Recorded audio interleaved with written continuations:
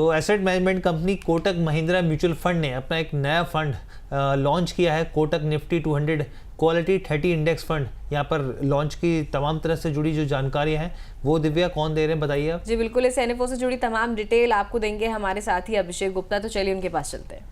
Thank you Divya and Harsh. Kotak Mahindra mutual fund house करीब 30 साल पुराना फंड हाउस है और करीब 5 लाख करोड़ रुपए से ज़्यादा का इसका AUM है। और जो अभी लेटेस्ट में ये जो एनएफओ लेकर आया हुआ है, जैसे कि आप स्क्रीन पर देख सकते हैं, Kotak Nifty 200 quality 30 index fund ये लेकर आया हुआ है। इसके अगर फीचर की अगर हम लोग बात करें तो निफ्टी 200 में शामिल 200 कंपनियों में से 30 ऐसी कंपनियां जो कि फंडामेंटली काफ़ी स्ट्रॉन्ग है, जिनका डेट फ्री कंपनीज़ हैं, जो कि बहुत अच्छा लगातार परफॉर्म करी। तो ऐसी कंपनीज़ में एक तरह से निवेश किया जाएगा।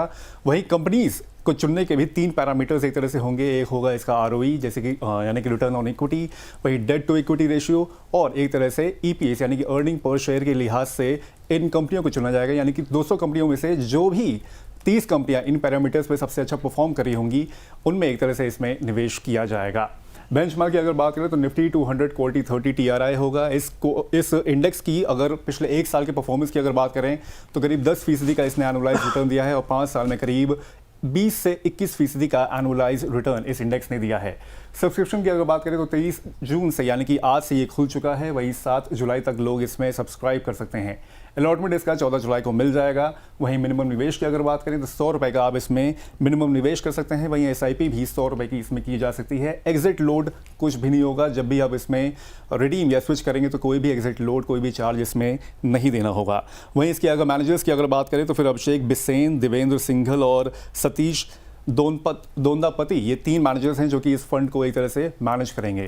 पीयर्स कंपैरिजन अभी ज़्यादा कर नहीं सकते क्योंकि बहुत ज़्यादा फंड इसके अभी है नहीं, लेकिन UTI, बंधन बैंक, बंधन म्यूचुअल फंड हाउस और SBI एक तरह से सिमिलर कैटेगरी के फंड ला चुका है, जो कि 1 सवा साल के बीच में ही लाए गए हैं।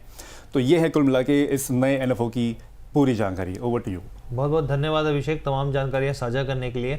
सर, अब मेरा सवाल आपसे ये है कि पिछले दिनों NFO के मार्केट में सूखा सा पड़ा हुआ था, अब IPO के बाजार में भी बाहर आ रही है, बैक टू बैक नए IPO आ रहे हैं और अब एक के बाद एक लगातार NFO भी लॉन्च हो रहे हैं। सर, आप इसकी वजह क्या मान रहे हैं? क्योंकि बाजार जो है लगातार तमाम तरह के समीकरण देखने के बावजूद, जियोपॉलिटिकल इश्यूज देखने के बावजूद बाजार जो है वो टिका हुआ है, अपने लेवल्स पर बना हुआ है। तो आप इसकी वजह क्या मान रहे हैं सर NFO के लगातार लॉन्च होने की?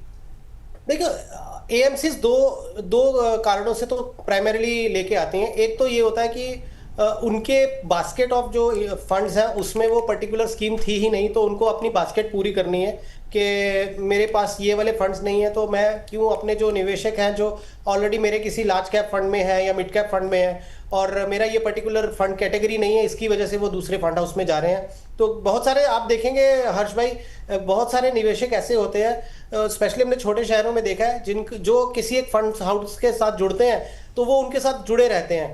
तो ऐसे केस में भी फंड हाउसेस चाहती हैं कि हमारे निवेशक जो हमारे लॉयल इन्वेस्टर्स हैं वो कहीं और ना जाएं।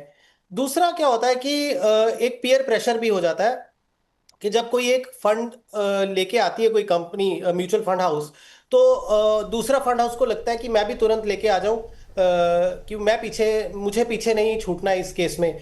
तो ये थोड़ा पीयर प्रेशर होता है, थोड़ा सा इनोवेशन भी होती है कई बार कि ये इस तरह की इनोवेशन लेके आते हैं।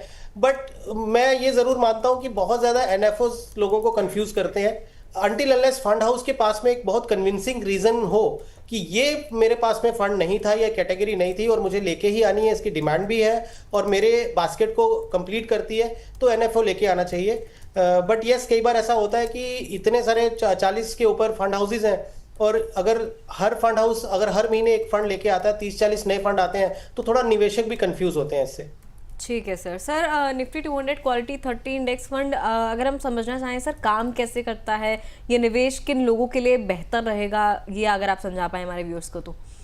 देखिए, अभिषेक ने बड़े अच्छे से समझाया। अब देखिए, क्वालिटी कंपनीज हैं जिनमें उन्होंने बताया कि डेट फ्री होंगी, या नाम जब खुद ही लिखा हुआ है कि क्वालिटी कंपनीज, तो अब आपके निफ्टी की टॉप 200 जो कंपनीज हैं उसमें अगर ये कह रहे हैं कि जो सबसे क्वालिटी की कंपनीज हैं वो 30 कंपनियां हम उठाएंगे।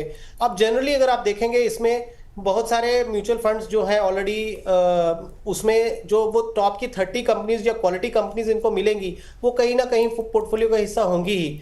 तो ऐसा नहीं है कि ये कंपनीज सिर्फ इसी फंड में मिलेंगी, दूसरे फंड में नहीं, मतलब इन्हीं के कोटक के दूसरी जो स्कीम्स है उसमें वो कंपनियां नहीं होंगी, उसमें ज़रूर होंगी।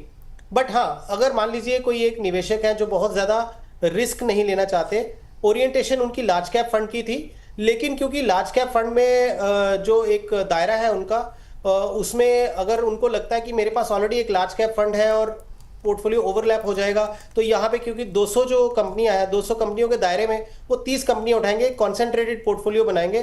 तो अगर किसी निवेशक को ऐसा लगता है कि उनके पोर्टफोलियो में कुछ गैप है थोड़ा सा लार्ज कैप साइड का, तो वहाँ फुलफिल करने के लिए ये एक फंड है जहाँ लिया जा सकता है, क्योंकि यहाँ पे एक सिर्फ अच्छी चीज़ क्या है कि होराइजन 200 स्टॉक्स का है। तो फंड मैनेजर ऐसा नहीं है कि उनके पास, जैसे अभी निफ्टी 50 अगर कोई फंड है तो उसमें वो केवल वही 50 कंपनीज रहेंगी। निफ्टी नेक्स्ट 50 अगर कोई फंड है उसमें अगली जो 50 कंपनीज वो रहेंगी। तो अगर किसी के पास ये दो तरह की स्कीम्स हैं और उसको वो चाहते हैं कि मैं मर्ज करके एक सिंगल थोड़ा कॉन्सेंट्रेटेड बेट लेना चाहता हूँ, तो ये स्कीम में निवेश किया जाना चाहिए। बट अगेन ये जो निवेशक समझते हैं फंड्स की फिलॉसफीज और सब, उनके लिए ये ठीक है। और जो नए निवेशक हैं जो फर्स्ट टाइम आ रहे हैं, उनको जो ऑल वेदर बेसिक जो फंड्स हैं, जैसे कोटक की बहुत अच्छी स्कीम्स हैं जो परफॉर्म कर रही हैं पिछले 20-25 साल से, उसमें वो निवेश करें तो बेहतर रहेगा।